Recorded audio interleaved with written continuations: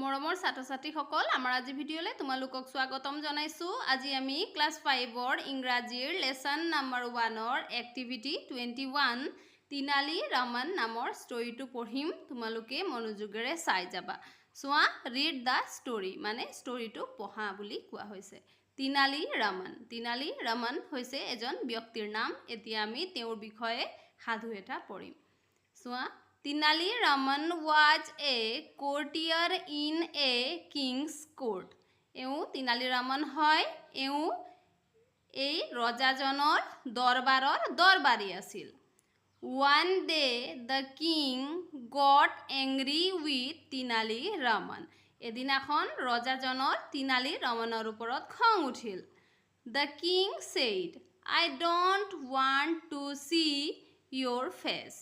ৰজাই ক'লে মই তোমাৰ চেহেৰা চাব নিবিচাৰো। Don't come to my courtroom. মোৰ দৰবাৰলৈ তুমি নাহিবা। The next day, Tenali Raman came with his face covered with a pot. পিছদিনাখন Tenali Ramane কি কৰিলে তেওঁৰ মুখখন এখন কলহেৰে ঢাকি আহিল। He made 3 holes in the pot. তেওঁ কলহটো 3টা ফুটা কৰি ললে। There were 2 holes for his eyes and 1 hole for his nose and mouth. তেওঁ 2টা ফুটা তেওঁৰ চকুৰ কাৰণে কৰিছিল আৰু এটা ফুটা তেওঁৰ নাক আৰু মুখৰ কাৰণে কৰিছিল। On seeing Tenali Raman, the king said, Tenali Ramanক দেখাৰ পিছত ৰজাই ক'লে, Why have you come again? And why are you covering your face with the pot? তেওঁক দেখাৰ পিছত ৰজাই ক'লে, তুমি আকৌ কিয় আহিছা আৰু তোমাৰ মুখখন কলহেৰে কিয় ঢাকিছা? Tenali Raman replied. Tenali Ramane ক'লে, Your Majesty, you said you did not want to see my face. মহাৰাজ আপুনি কৈছিল দেখোন আপুনি মোৰ মুখখন চাব নিবিচাৰে বুলি। The king laughed and said.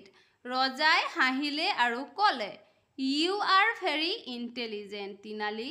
তুমি বৰ বুদ্ধিমান, Tenali.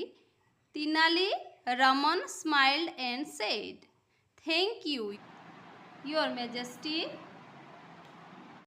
Tenali Ramane হাঁহি ক'লে, ধন্যবাদ মহাৰাজ। এতিয়া চোৱা 22 Rearrange the following sentences to complete the story.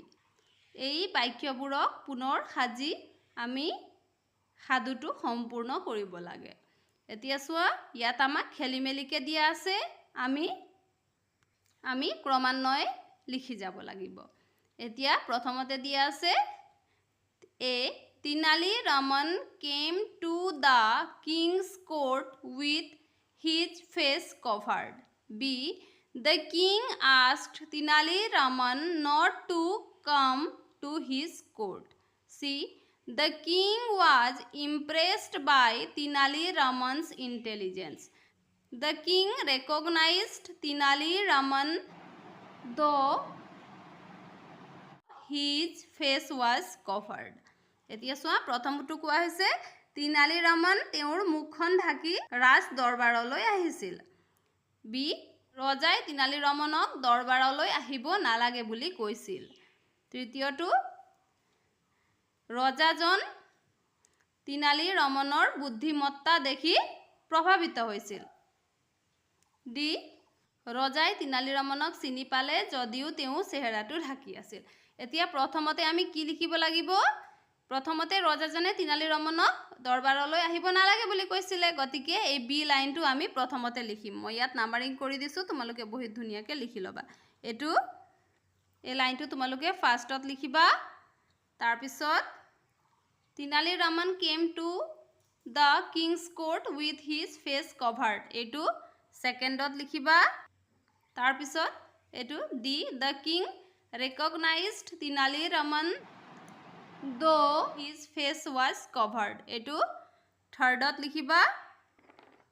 তাৰপিছত the king was impressed by Tenali Raman's intelligence, এইটো 4th লিখিবা। ছাত্ৰ ছাত্ৰীসকল এয়া তোমালোকে ধুনীয়াকৈ তোমালোকৰ বহীত লিখি ল'বা। এতিয়া চোৱা এক্টিভিটি 23 ৰোল প্লে, এইটো তোমালোকে নাটকৰ দৰে কৰিব লাগিব, মানে এওঁলোকৰ তোমালোকে ভাও ল'ব লাগিব। Try to enact the story in your classroom. Play the roles of the king and Tenali Raman, তোমালোকে ৰজা আৰু তিনালি ৰামানৰ ভাও ল'ব লাগিব।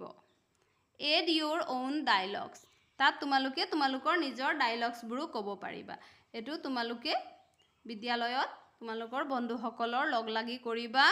এতিয়া তোমালোকে কি কৰিব লাগিব, তোমালোকৰ বন্ধু এজন ৰজা হ'ব লাগিব আৰু এজন তিনালি ৰামান হ'ব লাগিব। তাৰপিছত প্ৰথমতে ৰজাজনে সুধিব, why have you come to the court, তুমি কিয় কোৰ্টলৈ আহিছা, তুমি কিয় দৰবাৰলৈ আহিছা। Why are you covering your face with the pot, আৰু তুমি কলহেৰে তোমাৰ মুখটো কিয় ঢাকি থৈছা। তাৰপিছত তোমাৰ লগৰজনে ক'ব, you said you did not want to see my face, মহাৰাজ আপুনিয়ে কৈছিল আপুনি মোৰ মুখ চাব নিবিচাৰে বুলি। তাৰপিছত আকৌ ৰজাই ক'ব, ইউ আৰ ভেৰি ইণ্টেলিজেণ্ট, তুমি বৰ বুদ্ধিমান। তাৰপিছত তিনালি ৰামানে ক'ব, থেংক ইউ ইয়'ৰ মেজেষ্টি, ধন্যবাদ মহাৰাজ। এতিয়া তোমালোকে যদি তোমালোকৰ আৰু কিবা ডাইলগ যদি ক'ব বিচাৰা, তেতিয়াহ'লে ৰজাৰ ডাইলগটো ইয়াত লিখিবা আৰু তিনালি ৰামানৰটো ইয়াত লিখিবা। ছাত্ৰ ছাত্ৰীসকল এয়া তোমালোকে বিদ্যালয়ত খেলিব পাৰা। মৰমৰ ছাত্ৰ ছাত্ৰীসকল আজি ভিডিঅ'ত আমি ইমানেই কৰিলোঁ। আমাৰ পৰৱৰ্তী ভিডিঅ'ত আমি লেচন নম্বৰ 2 আলোচনা কৰিম। তোমালোকে মনোযোগেৰে পঢ়া শুনা কৰিবা। আজিলৈ ধন্যবাদ।